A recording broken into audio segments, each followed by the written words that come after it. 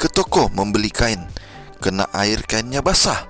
Kalau kamu jadi pemimpin, harus berlaku jujur dan amanah. Shalom, nice to meet you. Bapak Ibu Saudara-saudari yang dikasihi Tuhan, kita bertemu lagi dalam renungan malam hari Sabtu tanggal 11 April 2020. Baik Bapak Ibu, kita berdoa. Terima kasih Tuhan untuk hari yang cerah, hari yang indah, hari yang nyaman, hari yang Engkau berkati, yang bawa kami untuk tetap memuliakan Engkau, mengasihi-Mu, dan menyembah Engkau dengan sepenuh hati, penurutan, dan memuliakan-Mu selalu. Bapa, kami akan belajar firman-Mu. Biarlah firman yang Tuhan berikan membawa kami semakin mengerti bahwa Engkau, Bapa, Tuhan kami, selalu mengarahkan kami untuk selalu hidup dalam kebenaran dan kemuliaan-Mu. Terima kasih Tuhan. Biarlah kuasa karunia-Mu saja Roh Kudus yang menuntun kami dalam belajar firman-Mu Tuhan, supaya kami memuliakan Engkau dan dipersatukan dalam tali kasih karunia-Mu. Dalam nama Yesus Tuhan dan Tebus kami berdoa dan mengucap syukur selalu. Amin. Saudaraku yang dikasihi Tuhan, judul renungan malam kita untuk 1 minggu ke depan adalah pandangan Yesus dan para rasul terhadap Alkitab. Kita akan belajar 1 minggu ke depan sampai hari Jumat, dan ada beberapa ayat Alkitab yang penting untuk kita baca bersama-sama. Kita mulai dari Matius 4 ayat 1 sampai 11. Maka Yesus dibawa oleh Roh ke padang gurun untuk dicobai iblis. Dan setelah berpuasa 40 hari dan 40 malam, akhirnya laparlah Yesus. Lalu datanglah si pencoba itu dan berkata kepadanya, "Jika engkau anak Allah, perintahkanlah supaya batu-batu ini menjadi roti." Tetapi Yesus menjawab, "Ada tertulis, manusia hidup bukan dari roti saja, tetapi dari setiap firman yang keluar dari mulut Allah." Kemudian iblis membawanya ke kota suci dan menempatkan dia di bubungan bait Allah. Lalu berkata kepadanya, "Jika engkau anak Allah, jatuhkanlah dirimu ke bawah, sebab ada tertulis, mengenai engkau ia akan memerintahkan malaikat-malaikatnya, dan mereka akan menatang engkau di atas tangannya, supaya kakimu jangan terantuk kepada batu." Yesus berkata kepadanya, "Ada pula tertulis, janganlah engkau mencobai Tuhan Allahmu."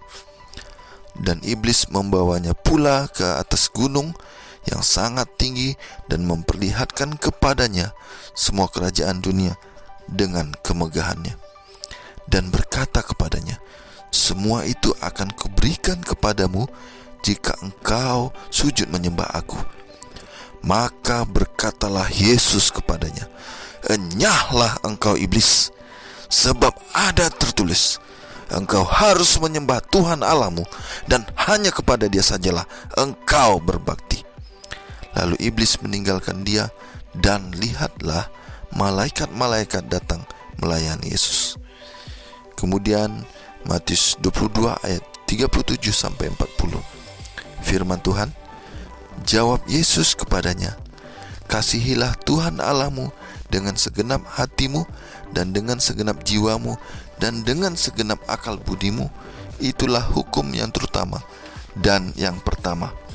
Dan hukum yang kedua yang sama dengan itu ialah, kasihilah sesamamu manusia seperti dirimu sendiri. Pada kedua hukum inilah tergantung seluruh hukum Taurat dan kitab para nabi." Ayat yang ketiga tertulis dalam Lukas 24 ayat 13 sampai 35. Pada hari itu juga 2 orang dari murid-murid Yesus pergi ke sebuah kampung bernama Emmaus, yang terletak kira-kira 7 mil jauhnya dari Yerusalem. Dan mereka bercakap-cakap tentang segala sesuatu yang telah terjadi. Ketika mereka sedang bercakap-cakap dan bertukar pikiran, datanglah Yesus sendiri mendekati mereka lalu berjalan bersama-sama dengan mereka. Tetapi ada sesuatu yang menghalangi mata mereka, sehingga mereka tidak dapat mengenal Dia. Yesus berkata kepada mereka, "Apakah yang kamu percakapkan sementara kamu berjalan?" Maka berhentilah mereka dengan muka muram. Seorang dari mereka, namanya Kleopas, menjawabnya, "Adakah engkau satu-satunya orang asing di Yerusalem yang tidak tahu apa yang terjadi di situ pada hari-hari belakangan ini?" Katanya kepada mereka, "Apakah itu?" Jawab mereka, "Apa yang terjadi dengan Yesus orang Nazaret? Dia adalah seorang nabi yang berkuasa dalam pekerjaan dan perkataan di hadapan Allah dan di depan seluruh bangsa kami. Tetapi imam-imam kepala dan pemimpin-pemimpin kami telah menyerahkan Dia untuk dihukum mati, dan mereka telah menyalibkannya. Padahal kami dahulu mengharapkan bahwa Dialah yang datang untuk membebaskan bangsa Israel. Tetapi sementara itu telah lewat 3 hari sejak semuanya itu terjadi. Tetapi beberapa perempuan dari kalangan kami telah mengejutkan kami. Pagi-pagi buta mereka telah pergi ke kubur dan tidak menemukan mayatnya. Lalu mereka datang dengan berita bahwa telah kelihatan kepada mereka malaikat-malaikat yang mengatakan bahwa Ia hidup. Dan beberapa teman kami telah pergi ke kubur itu dan mendapati bahwa memang benar yang dikatakan perempuan-perempuan itu, tetapi Dia tidak mereka lihat.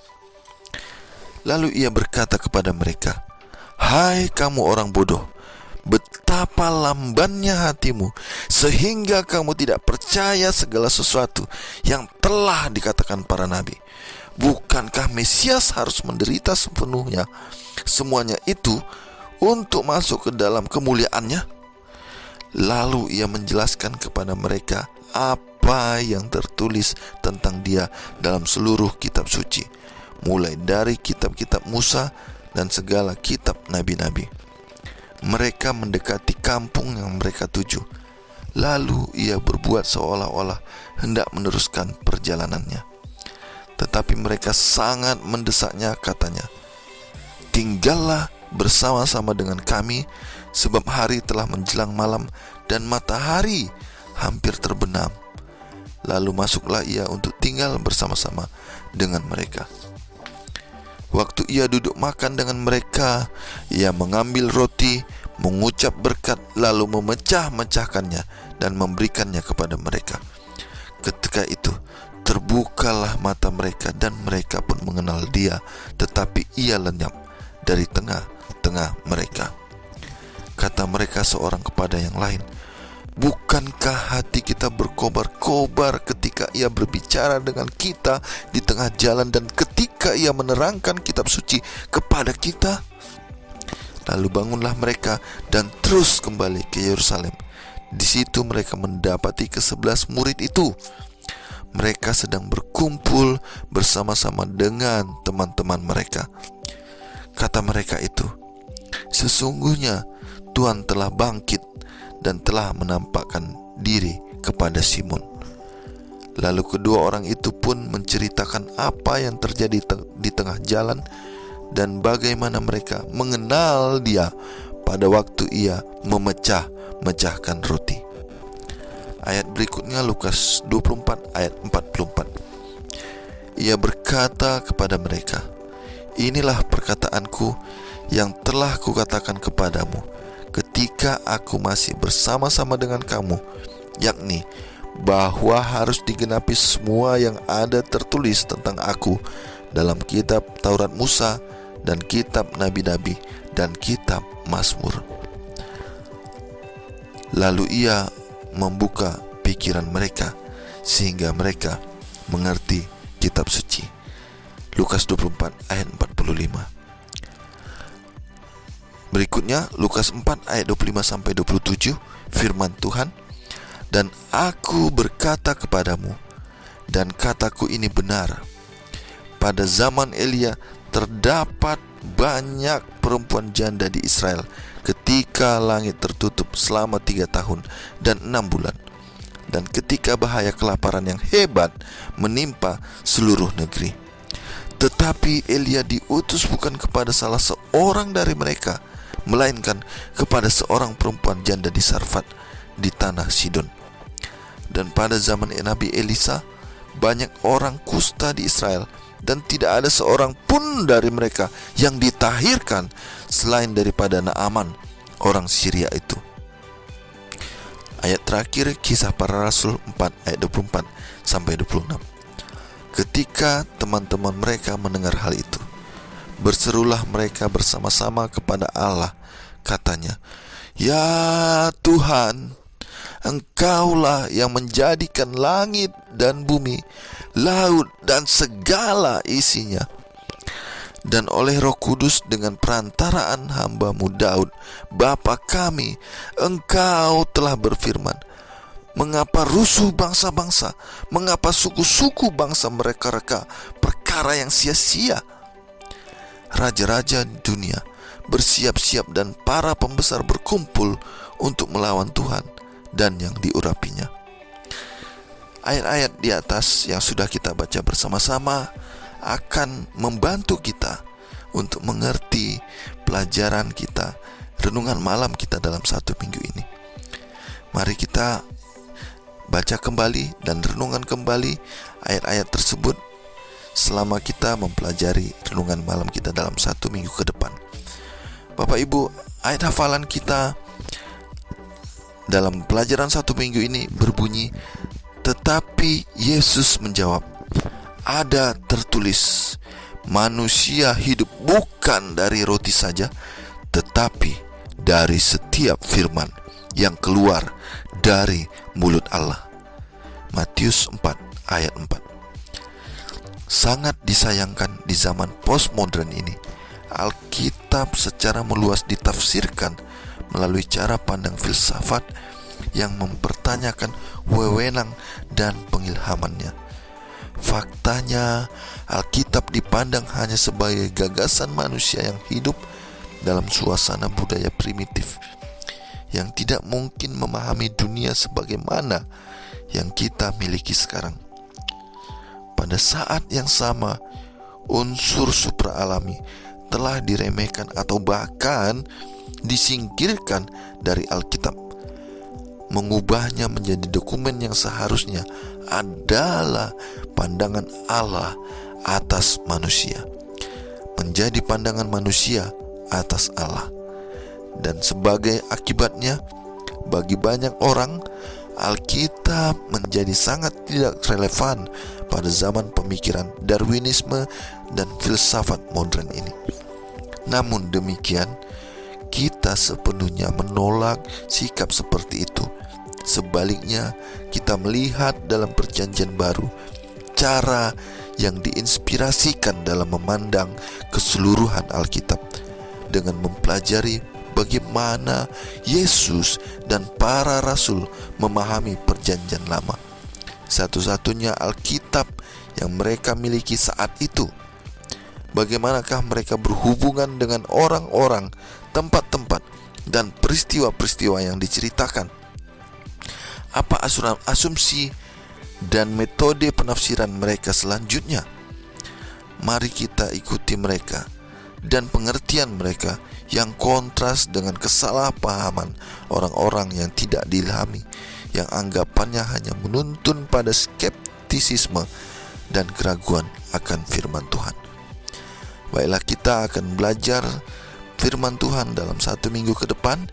Biarlah kita semakin diarahkan pada pemahaman bahwa Alkitab adalah firman Allah yang akan menuntun setiap umat manusia yang percaya sepenuhnya, beriman kepada Allah, menuju pada keselamatan dan kehidupan yang kekal. Demikian renungan malam kita hari ini. Kiranya Tuhan diberkati dan kita sama-sama berdoa. Terima kasih Tuhan untuk firman yang indah yang Tuhan berikan.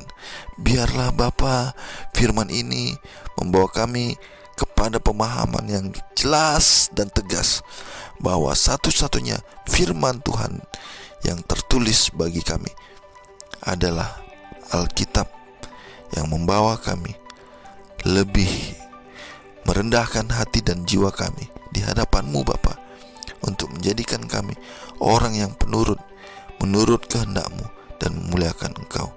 Tuhan, banyak tantangan hidup yang akan kami hadapi ke depan. Biarlah Tuhan, Engkau saja yang menjadi sandaran kami, fokus pandangan kami, yang menuntun kami untuk menjalani semua apa yang terjadi dalam hidup kami Bapa. Biarlah nama-Mu saja dimuliakan dalam segenap perjalanan hidup kami. Terima kasih Tuhan, terima kasih Yesus, terima kasih Roh Kudus atas bimbingan-Mu, penyertaan-Mu, tuntunan-Mu, arahan-Mu, penjagaan-Mu, pertolongan, dan kasih kemurahan-Mu Tuhan dalam hidup kami. Terima kasih Bapa atas segalanya. Jadilah kehendak-Mu dalam hidup kami. Mohon ampun atas dosa dan kesalahan kami, supaya kami layak di hadapan tahta kemurahan-Mu. Dalam nama Yesus kami berdoa dan mengucap syukur selalu. Amin. Buah salak enak rasanya, serat tanda pohon berduri. Orang galak seram rupanya, tampang saja bukan di hati. Bonjour, Horas.